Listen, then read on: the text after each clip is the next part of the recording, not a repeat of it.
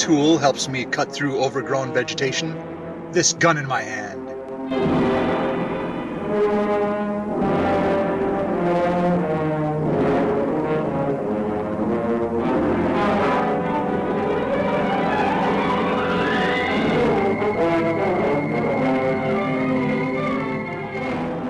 Another rainy night in Parabellum City, possibly a sign of the impending climate catastrophe, the ice age that scientists expect to hit in 1970.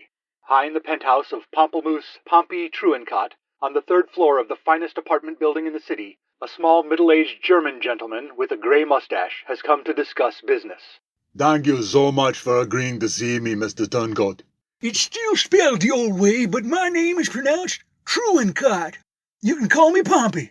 What kind of business did you come to job out, Mr. Riemansander? Dr. Riemansander. I have no actual degree, but in the big house, they give me the nickname Doc. It is short for doctor. Pleased to meet you. Here's a jar of shine for you. It stings a mite bit, but I reckon it's better than that there toilet wine you're used to. Yes, thank you. What I've come to talk to you about is a job. Well, now, I can't just hire any old body off the street. I may be a simple country lawyer, but I know enough to get background checks on my staff. Not that kind of job. I mean an operation. An organized infiltration of a storehouse full of valuables.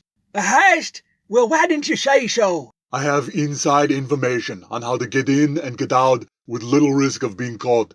No sweat. Except for a few minutes in the steam tunnel. That might be sweaty. We can get away with at least $50,000.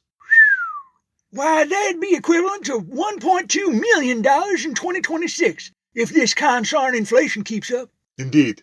Now first I must assemble a crew.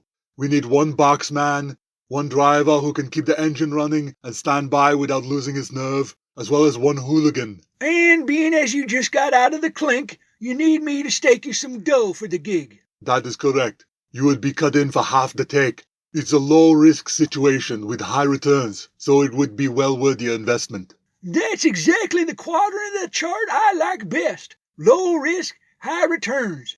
I might have a few greenbacks stuffed under my pallet. That seems like an unsecure place to keep your money. A pallet's another word for bed. A mattress. Keep money stashed under my mattress. Leastwise, that's the stereotype of where a government-fearing country boy would hide his cash. Mine's actually in CDs and, collateralized debt obligations. But I got enough liquid assets to cover you.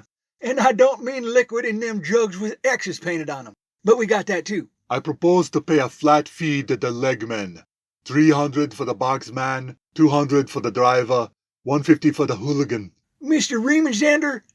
Doc, I ain't entirely familiar with citified robbery. I made my fortune running hooch, along with a protection racket on feed stores and tractor dealerships.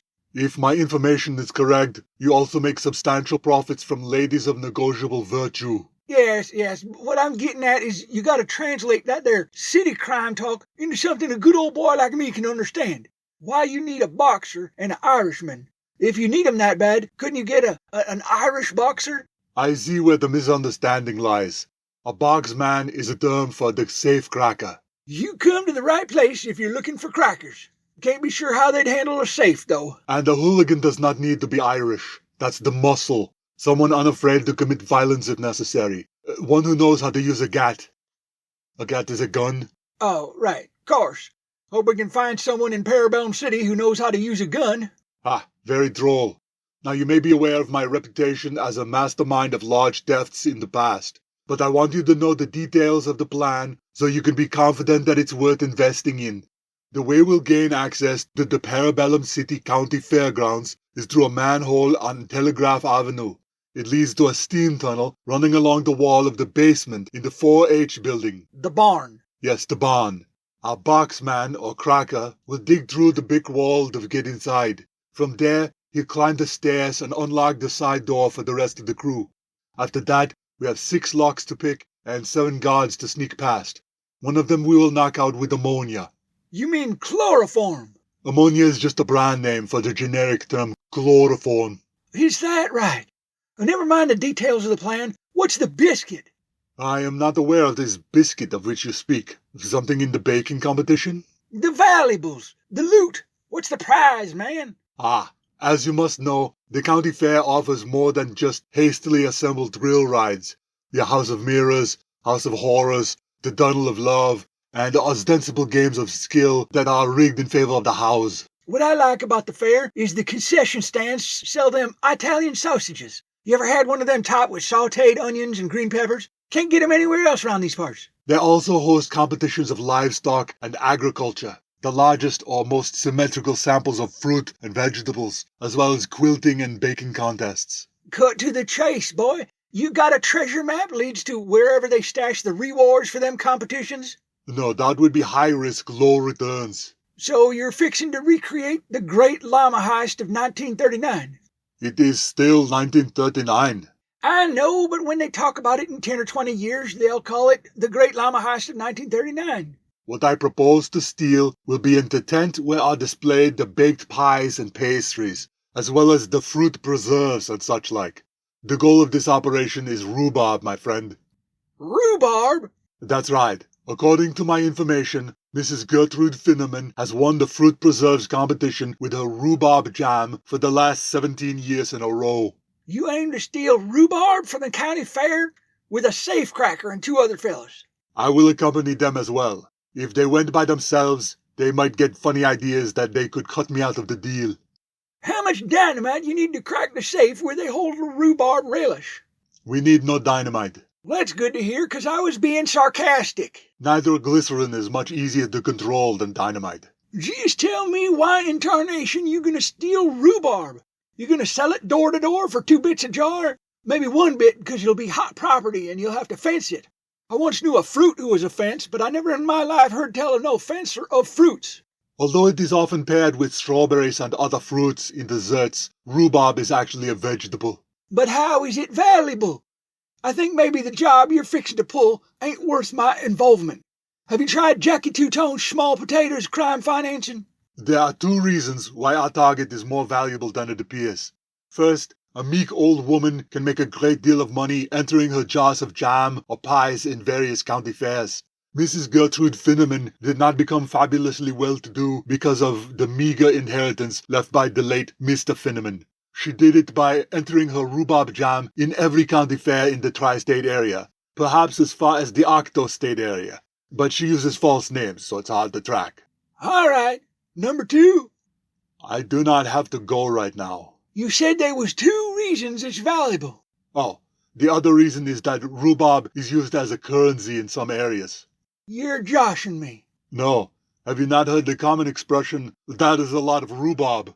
Can't say as I have, unless it was folks saying that when they's looking over a field of rhubarb. No, they say it about the currency that they are using, literal rhubarb. Well, I got another job for you as soon as this one's done. Get on out yonder on County Road 6 to the McMurphy Dairy and steal their merchandise, 'cause that's a lot of cheddar. Does this mean you will agree to provide financing? Give me some time to think about it. I'm gonna have to get back with you. We now pause for a word from our sponsor.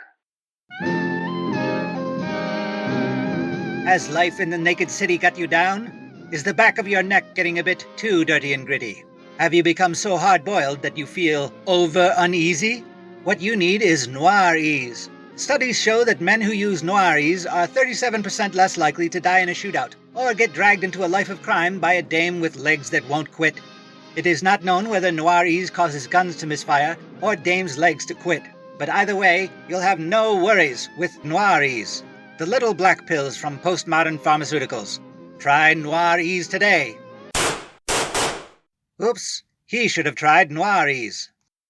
We now return to The Rhubarb Jungle, episode 155 of This Gun in My Hand. Having secured financing, the crew completed their robbery successfully before splitting up. The hooligan fled town with a bullet wound, refusing to see a doctor. Cops tracked down the driver and boxman at the farmhouse outside of town, where they were hiding with their girlfriends. I told you we shouldn't have come here, babe.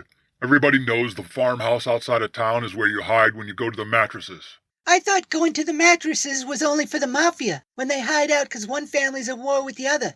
Maybe so. It could apply to any criminals in hiding. Sure, honey, sure. When the Hatfields was feuding with the McCoys, Meemaw used to call it going to the palace. The last man on the lam was Doc Riemensender. Taxi! But Doc's luck was about to run out. Driver, I would like to go to Cleveland, but I get motion sickness riding on trains. Would you be willing to drive me there if I paid you, say, 400 bits? I only accept U.S. greenbacks, fella. My understanding is that bits are legitimate units of your local currency. Have you not heard of shave and a haircut, 2 bits? Oh, you mean like 2 bits times 200. So $50. Wonder how much that'd be in 2026 dollars. Yeah, sure. Cleveland, here we come. Excuse me, I did not see you here in the dark in the back seat. I hope you do not mind sharing a taxi. Allow me to introduce myself. My name is, George Jones. Pleased to meet you. I'm Falk Zildjian. Oh no. Indomitable hero by virtue of the fact that you carry... This gun in my hand, yeah. Sit tight, Doc. We'll be at the Verf Street Precinct House in a couple minutes. Is DeKabi an undercover police officer? No, the Shade saved his life, so he's one of those guys that's on the hook for the rest of his life whenever the Shade needs something. Shade owes me a favor, so I got the cab for the night. I thought I had covered my tracks. How did you find me? I don't bring girlfriends who might tell their mothers where they are hiding. I didn't go to the farmhouse outside of town with those nincompoops. What was the giveaway? Pompey, the guy you got to stake your upfront money. He sang like a pheasant. Do pheasants sing? I don't know. Maybe it's a bad simile. I should have seen it coming. I should have seen it right from the start. What was your first clue? When I set up the deal with that simple country lawyer, Pompey Turncoat. Truencott. I met him in the penthouse of his apartment building at 6767 Betrayal Boulevard. It's actually French, pronounced Betrayal Boulevard. He offered me some colorful candies in a dish. Chocolate-covered walnuts inside a candy shell. You know how companies use nonsense words for brand names of candies? Like Whoppers or Zagnut or Jujubes? Boy, that sounds extra wrong when you say it. Yeah, what about it? This new candy is called Finks. Ah, Also, Pompey has his family crest emblazoned on the breast of his smoking jacket. It depicts a rat on a telephone speaking to a policeman. so all those things added up and made you suspicious. No, I didn't put it all together at the time, but his eyes were shifty.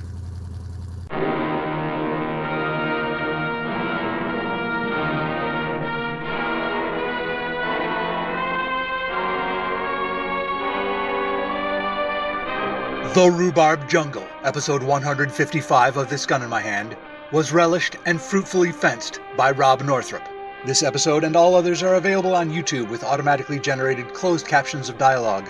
Visit thisguninmyhand.blogspot.com for credits, show notes, archives, and to buy my books, such as Sisyphus Eat Your Heart Out, available in paperback and ebook from Amazon.